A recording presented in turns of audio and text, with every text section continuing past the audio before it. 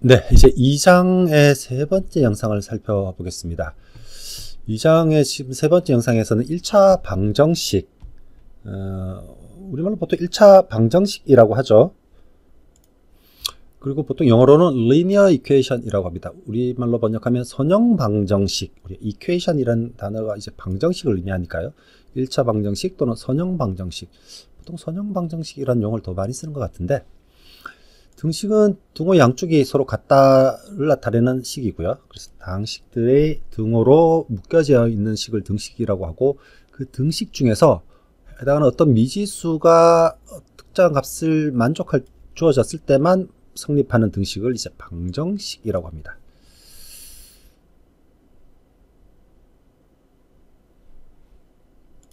그 1차 방정식이라고 하면 그 방정식의 최고 차수의 항이 1차인, 즉 이놈은 x에 대한 1차 방정식, 두 번째는 x에 대한 2차 방정식, 세 번째는 뭐 x에 대해서는 2차 방정식, y에 대해서는 1차 방정식, xy에 대해서는 2차 방정식, 이렇게 부를 수 있겠죠. 해당하는 미지수에 따라서 차수를 따로 고려하니까 1차 방정식의 일반적 형태는 이렇습니다. ax 플러스 b는 0, 1차 방정식이고요. 이놈의 해는 이렇게 구할 수 있겠죠. 그리고 개수들의 값에 따라서 조금 더 올려보죠. 개수들의 값에 따라서 뭐 a가 0이면, 이 a라는 개수가 0이면 1차 방정식이 성립하지 않죠. 그럼 b는 0이라고 되니까 1차 방정식이 아닌 셈이고요. a와 b 둘 다 0이면 이때는 해가 너무 많죠. 무한개의 해가 되니까 부정이라고 합니다. 해를 정할 수 없다는 뜻이고요. a는 0인데 b가 0이 아니면, a가 0이면 a가 0이 아닌데 a가 0인데 b가 0이 아니면 해가 없죠. a가 0이면 0x 더하기 b는 0인데 이런 x는 존재하지 않죠. 어떤 x를 곱해도 0이니까 만족할 수 없습니다. 이때는 이제 불능이라고 합니다. 요 개념을 하나씩 정리해서 식으로 나타내는 게 이렇게 되고요. 그래서 앞에 있는 설명과 이 식, 뭐 이렇게 설명하는 식이 이런 표현을 곧잘 쓰니까 연결해서 보시면 될 것 같습니다.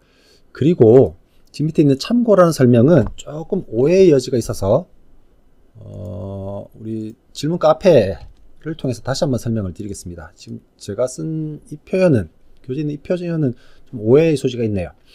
보통 우리가 2차원 공간상에서 직선을 나타내는 걸 함수의 형태로 나타내면 이렇게 적을 수 있죠. 근데 이를 방정식 형태로 나타내면 이렇게 적을 수 있습니다. 요 두 번째 식이라고 하고요. 요 첫 번째 식, 1번 식이라고 하면 1번 식은 사실 함수의 형태로 이렇게 적는 게 훨씬 명확하겠죠. x에 대한 함수인데 식은 이렇게 된다라는. 그래서 이렇게 1번 식이나 2번 식은 2차원 공간상에서의 직선의 함수 또는 직선의 방정식이라고 합니다. 근데 이를 3차원 공간으로 확장하면 3차원 공간상의 평면의 함수는 이렇게 적을 수 있고요. 얘를 3번 식이라고 하고요. 평면의 방정식으로 나타내면 이렇게 나타낼 수 있습니다. 그래서 3번, 4번은 평면을 나타내는 함수거나 또는 방정식입니다. 뭐 변수를 하나씩 더 확장한 거라고 생각하면 쉽게 이해하실 수 있는데, 그래서 지금 이 교재에 있는 설명은 조금 오해의 소지가 있다. 또 오타까지 있습니다. 그죠? 예, 이거는 향후 수정할 때, 업데이트할 때 수정하도록 하겠습니다. 여기까지 설명을 드렸고요. 이제는 뭐 예제는 나중에 교재에서 작자 한번 보시고요. 이제 방정식 풀이를 한번 보도록 하겠습니다.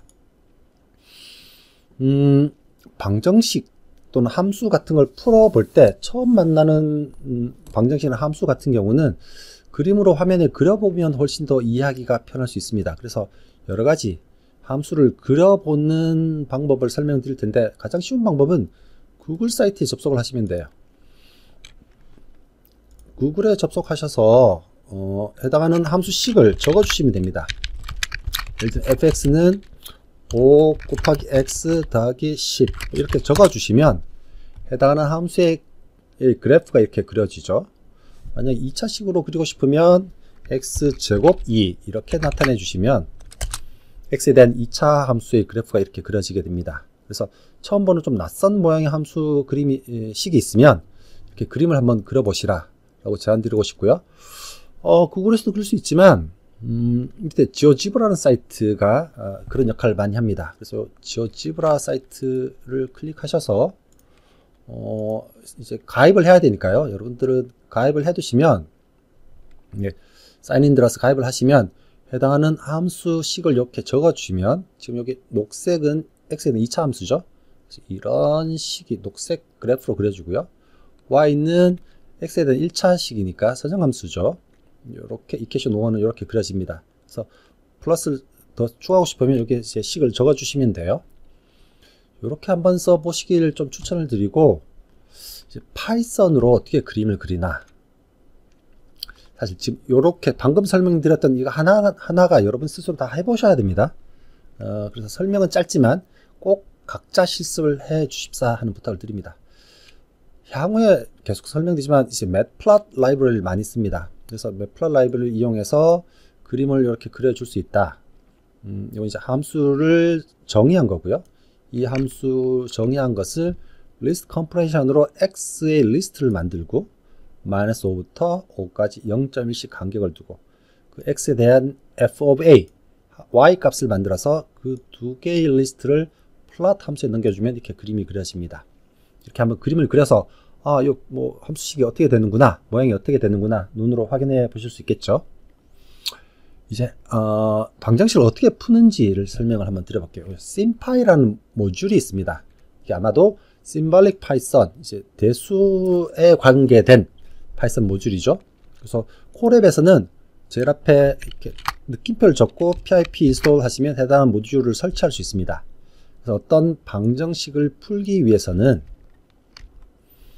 어떤 방정식을 풀려면 그걸 두고 왼쪽으로 쭉 모아서 왼쪽으로 해서 식을 정리해 주시고, 요 symbols라는 함수로 어떤 미지수를 쓸지를 정해 주고 나서 그 미지수를 통해서 방정식의 등호 왼쪽에 있는 부분을 적어 주시면, 즉 방정식의 등호 왼쪽에 있는 다항식을 이렇게 리스트 안에 적어 주시면, 그리고 그 놈을 solve라는 함수의 파라미터 넘겨주면 x의 값을 찾아줍니다.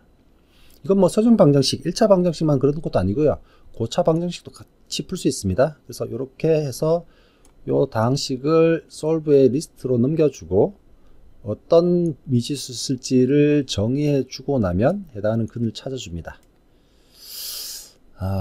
제가 교재에 썼던 거라서 제가 후다닥 지금 설명드리고 있는데, 이것이 꼭 직접 해보시고요. 안 되시는 부분은 요 질문 사이트에 꼭 질문을 남겨주시면 좋겠습니다. 아직 아무도 질문을 올려주시지 않았습니다. 제가 지금 외로운 투쟁을 하고 있습니다. 자, 다음 영상에서 2차 방정식 한번 설명을 드려볼게요. 2차 방정식은 꽤 재밌는 게 많습니다. 여러분이 고등학교 때 배웠던 근의 공식을 이용한 풀이 방법까지도 있지만 그 이외에도 꽤 많이 재밌는 내용이 있으니까 다음 영상 아마 기대하셔도 괜찮을 듯 합니다. 그럼 다음 시간에 뵙겠습니다. 안녕.